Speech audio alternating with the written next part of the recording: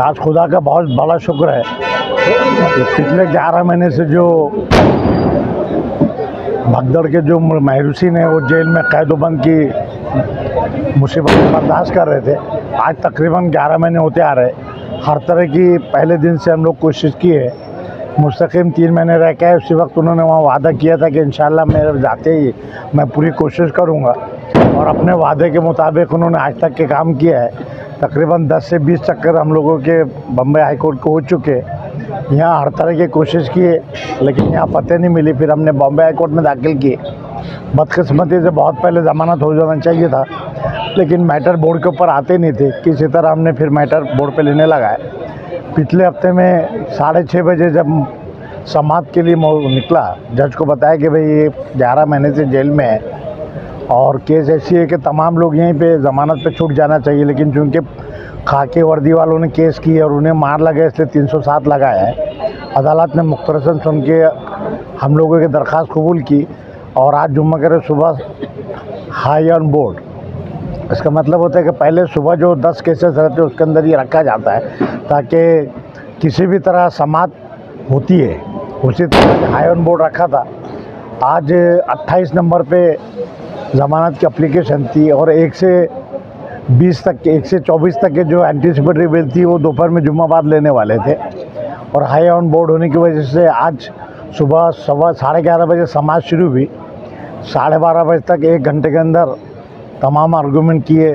सब तमाम वकीलों ने अपनी अपनी बहस की, हर चीज़ बताया। अदालत भी उससे मुत्तफ़िक़ हुए और 12:30 बजे अदालत ने सबको ज़मानत पे छोड़ने का हुक्म किया है।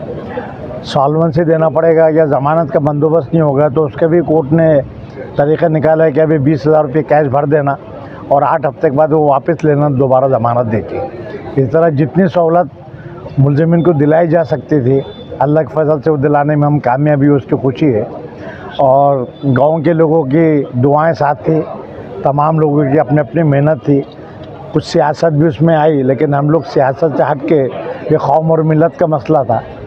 जो लोग अंदर गए महरूब सिंह, वो ऐसे इशू पे गए कि उसके लिए हर मुसलमान तैयार रहता है, इसलिए हमने सिद्क़े दिल से उनके लिए कोशिश की और जितना बन पाता था हर तरीके से पूरी कोशिश की, और इसका फल है कि अल्लाह के फजल से आज सब लोग छूट गए हैं। कब तक रिहाई होंगे इनकी जेल से? देखिए, अभी अदालत ने आज हुक्म किए, इत्तेफाक से कल और परसों छुट्टी आ गई है। हम लोग फील्डिंग लगा के इंशाल्लाह पीर के रोज़ हमको ऑर्डर मिल जाएगा, पीर के रोज़ ऑर्डर मिल जाएगा। जो 30 अफराद है उनकी ज़मानत मंगल को दी जाएगी, तो इंशाल्लाह बुध की सुबह अल्लाह सुबह सब लोग छूट जाएंगे। हम कोशिश करेंगे कि मंगल की शाम तक छूट पाए, लेकिन के साथ सबकी ज़मानत देना हर आदमी की और फिर वो पॉकेट बनाना करना, उसमें वक्त लगता है और बहुत ज़्यादा जल्दबाजी की। अगर किसी वजह से ऑर्डर में नाम गलत हुआ, जेल में अंदर लेने के लिए तो जेल खुला रहता है, बाहर आने के लिए 50 चीज़ें देखते हैं कई बार वो, इसीलिए एक एक चीज़ बारीक देखते हैं। अगर नाम गलत हुआ तो छोड़ते नहीं हैं। तो हम लोग भी अब जब इतने दिन रुके और जितने भी महरूब सिंह ने सबको पता चल चुका है कि ज़मानत हो गई है, तब जहाँ इतने दिन सब्र किए तो 2-3 रोज़ और सब्र कर सकते हैं वो। बल्कि सुना है कि सब लोग आज रो रहे थे, पता नहीं वो और कुछ दिन रहना चाहते थे या खुशी के मारे रो रहे, वो आने के बाद पता चलेगा। 12 नवंबर 2021 मालेगांव शहर का वो सिया दिन था जो मालेगांव शहर की तारीख में इससे पहले हमको देखने को नहीं मिला। एक मामूली पत्थरबाजी को पुलिस ने इस तरीके से लिया और इस तरीके से केस दाखिल किया, और ऐसे लोगों पर केस दाखिल किया जो कि क्रिमिनल नहीं थे। वो ऐसे लोग थे जो सियासी थे, समाजी थे, शहर के फलाह व बहबूद के लिए काम करते थे। ऐसे लोगों को जेल में डाल दिया गया, उनके ऊपर सख्त दफ़ात लगा दी गई। ऐसे वक्त में, उस वक्त जब लोग जेल में थे, मैं भी अपने आप को पुलिस के हवाले किया और जब सेंट्रल जेल गया उस वक्त हालात ऐसे थे उन लोगों के कि वो मैं ही जान सकता हूँ, क्योंकि मैं उन लोगों के साथ में था। और जब मेरी बेल हुई उस वक्त ऐसा लगा उन लोगों को मुझसे कि उनकी आंखें देख के ऐसा लगा कि अब मैं जाऊंगा और उसके फ़ौरन बाद ये सब लोग रिहा हो जाएंगे, या मैं कोशिश करूंगा।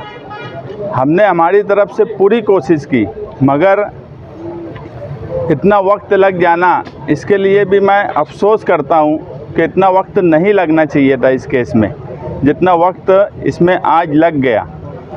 और उन लोगों की हालत क्या होंगी अंदर, ये मुझे मालूम है, क्योंकि वो कोई क्रिमिनल लोग नहीं थे, वो समाजी कामकाज करने वाले लोग थे। वो रिजवान बैटरी वाला हो, वो साबिर गौहर हो, नासिर किराना वाला हो, रईस अब्दुल समद हो, या उनके साथ जो भी दूसरे लोग थे, ये मजहबी, सियासी, समाजी ये सब काम किया करते थे।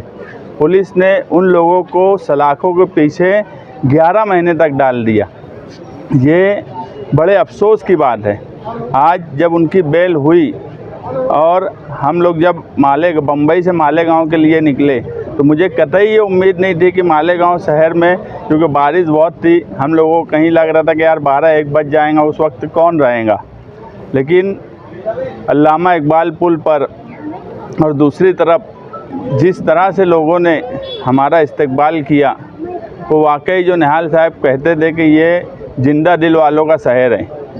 ये हमेशा अगर किसी के लिए एतमाद करेगा तो उसके ऊपर दिल से एतमाद करता है। आज इस शहर ने वो बात साबित कर दिया, और हमने उनके लिए कोई भी, उनके ऊपर किसी पर हमने कोई एहसान नहीं किया। हम सियासत में हैं, अगर समाजी कामकाज करने के लिए हैं तो ये हमारा फ़र्ज़ था कि जब शहर पर और कौम मिल्लत पर जब कोई आफत आ जाए तो उस वक्त सियासी प्लेटफॉर्म किनारे रखकर कौम के लिए काम काज करना, यही निहाल साहब ने हमको सिखाया था और इसी पर हम काम कर रहे हैं। और मुझे खुशी है कि जो हमको सिखाया गया हम उस पर चल रहे हैं। सियासत में लीडरी करना या सियासत में किसी काम को करना ये सियासी लीडर की खुद की जिम्मेदारी है। वो किसी पे एहसान नहीं करता, लेकिन वो जिम्मेदारी कितनी निभा रहा है ये शहरियान को देखने का सवाल है, शहरियान को समझने का सवाल है। हमने किसी पे कोई एहसान नहीं किया।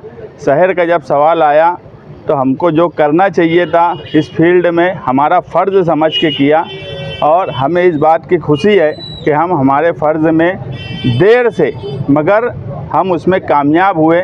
आज तमाम ही लोगों की बेल हो गई और जल्द ही 2-4-5 दिन में सब के सब रिहा होंगे। ये इस शहर में 12 नवंबर के बाद से लेकर मुझे और निहाल साहब की फैमिली को जो तकलीफ़ हुई है और जिस तरह से तकलीफ़ दी गई है वो ना मैं इससे पहले बताया हूँ ना आज बताऊँगा, मगर इन लोगों के छूट के आने के बाद हमें किस तरह से तकलीफ़ दी गई, इस पूरे 11 महीने में इतनी तकलीफ़ हमको कभी सियासत में किसी मामले में नहीं दी गई।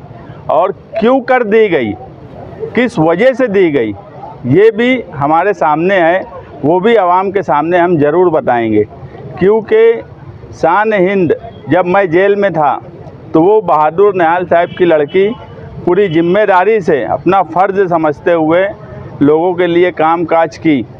मालेगांव शहर में अगर 12 नवंबर के ताल्लुक़ से कोई एहतजाज हुआ, कोई धरना हुआ, तो सिर्फ़ शान हिंद की क़यादत में हुआ।